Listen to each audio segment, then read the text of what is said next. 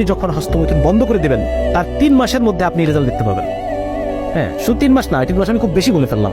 আপনি within 15 days, 15 দিনের মধ্যে আপনি টের পাবেন যে আপনি ইউর সামথিং। আপনি প্রত্যেক জায়গায় নিজেকে খুঁজে পাবেন, নিজের ভ্যালু খুঁজে পাবেন।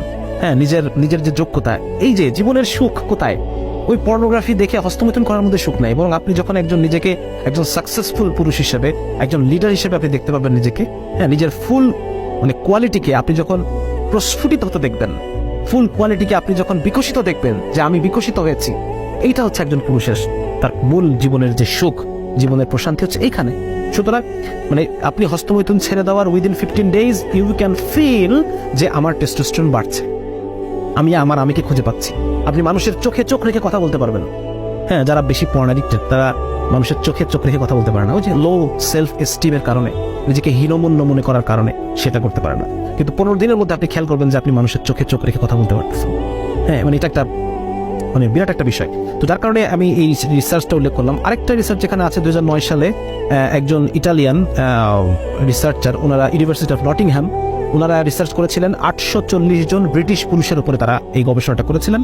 এবং উনি একজন ইটালিয়ান বর্ন পলিক্সেনি দিমিত্রোপুলো, উনি বলছেন যে 20 এবং 30-এর ঘরে যখন মানুষের বয়স, কারো বয়স যখন 20 এবং 30-এর ঘরে, 21, 22, 23, 24, 25, 38, 39, 40, এই যে 20 এবং 30-এর ঘরে যখন বয়স, সেই সময় ঘন ঘন হস্তমৈথুন প্রোস্টেট ক্যান্সারের ঝুঁকি বাড়াচ্ছে। ওনারা গবেষণায় পেয়েছেন প্রোস্টেট ক্যান্সার, পুরুষের প্রোস্টেট নামে একটা জায়গা থাকে, আমাদের যে ওই প্রস্রাবের যে ব্লাডার, প্রস্রাবের ব্লাডারের ঠিক নিচে প্রোস্টেট নামে একটা অঙ্গ আছে, যে প্রোস্টেটটা মূলত দেখা যাচ্ছে পুরুষের যে বীর্য, সিমেনের একটা কন্টেন্ট প্রোস্টেট থেকে তৈরি হয়, এরকম কিছু বিষয় আছে আর কি। তো ওইখানে ক্যান্সার হয়, ওখানে ক্যান্সার হয় এবং এই ক্যান্সারের ঝুঁকি বাড়ে ঘন ঘন হস্তমৈথুন করলে 20-30-এর ঘরে যাদের বয়স তাদের ক্ষেত্রে, এবং 20-এর ঘরে যাদের বয়স 21, 22, 23, 24, এই 20-এর ঘরে যাদের বয়স, তারা যদি সপ্তাহে 2 বার, দেখেন খেয়াল করে দেখেন, সপ্তাহে 2 থেকে 7 বার যারা হস্তমৈথুন করে এই বয়সে, 20-এর ঘরের বয়সে, তাদের প্রোস্টেট ক্যান্সারের রিস্ক 79%, 79% রিস্ক।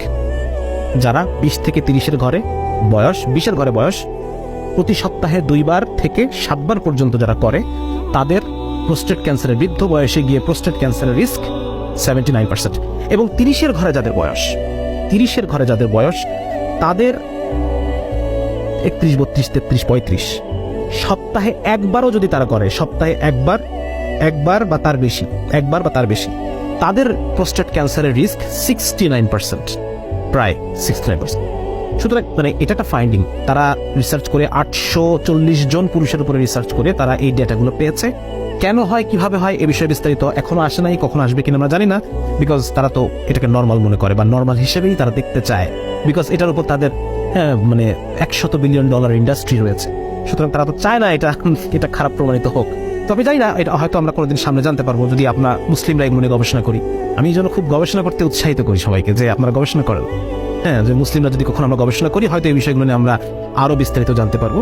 তো মোট কথা এটা যে এই হস্তমৈথুনের এটার পরিণতি, শারীরিক পরিণতি খুব বেশি ভালো না, মানসিক পরিণতিও ভালো না, এবং পারিবারিক যে প্রশান্তি, যেটাকে বলে পারিবারিক শান্তি, হ্যাঁ, একজন সফল পুরুষ হিসেবে যে পারিবারিক শান্তি, এটা যারা হস্তমৈথুনে অ্যাডিক্টেড, পর্নোগ্রাফিতে অ্যাডিক্টেড, তারা এটা থেকে বঞ্চিত, এটা থেকে তারা মাহরুম।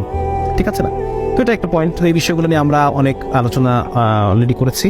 তো এখন মূলত আমরা চলে যাই যে আসলে এই যে একটা বিশাল সমস্যা,